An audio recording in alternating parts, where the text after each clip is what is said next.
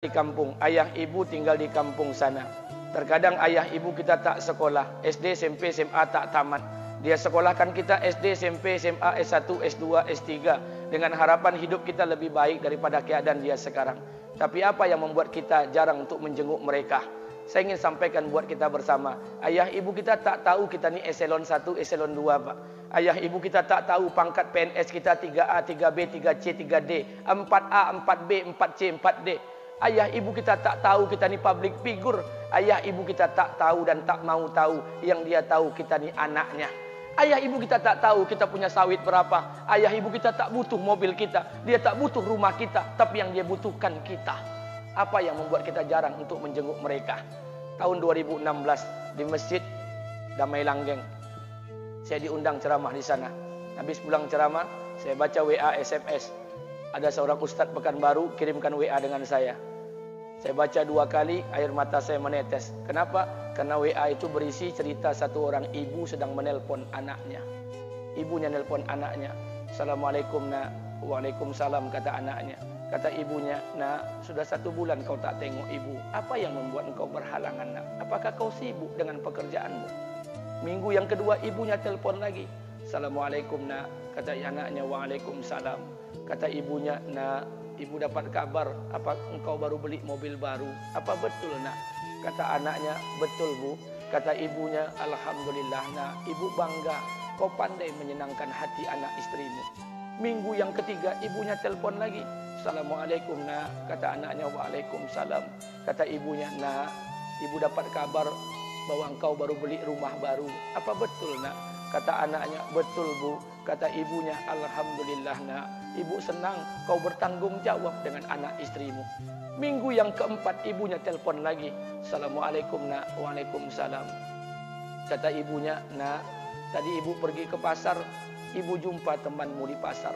Kata temanmu di pasar, temanmu banyak bercerita tentang kamu. Kata temanmu tadi, kamu baru beli anak anjing seharga 40 juta dari negeri Belanda. Apa betul nak? Kata anaknya, betul. Kata ibunya, nak, dengarkan pesan ibu untuk terakhir kalinya. Apa pesan ibunya? Wahai anakku, engkau pelihara 1 ekor anjing. Kau siapkan harga anjing 40 juta. Kau siapkan rumah untuk anjingmu depan rumahmu. Kau jaga anjingmu pagi, siang dan sore. Kau mandikan anjingmu pagi, siang dan sore. Kau kasih makan anjingmu pagi, siang dan sore. Demi Allah nak, dengarkan pesan ibu untuk terakhir kalinya. Apa kata ibunya? Demi Allah nak, demi Allah. Kalau seandainya Allah menciptakan ibu, kalau seandainya Allah menciptakan ibu untuk yang kedua kali di muka bumi ini nak, demi Allah, ibu tak ingin terlahir sebagai manusia. Ibu ingin lahir sebagai seekor anjing, biar berada depan rumahmu dan melihat wajahmu setiap hari. Ibu kita tak butuh harta kita, Pak. Dia tak butuh uang kita, dia butuh kita. Apa yang membuat kita jarang untuk menjenguk mereka? Pantas hidup kita tidak berkah. Pantas rumah tangga kita tidak sakinah. Karena hubungan dengan ayah ibu kita rusak selama ini. Masih ada kesempatan, masih. Yang jauh telepon, yang dekat kunjungi mereka. Demi Allah, kita butuh keberkahan doa mereka. Yang sudah meninggal, ziarahi kuburnya dan doakan mereka.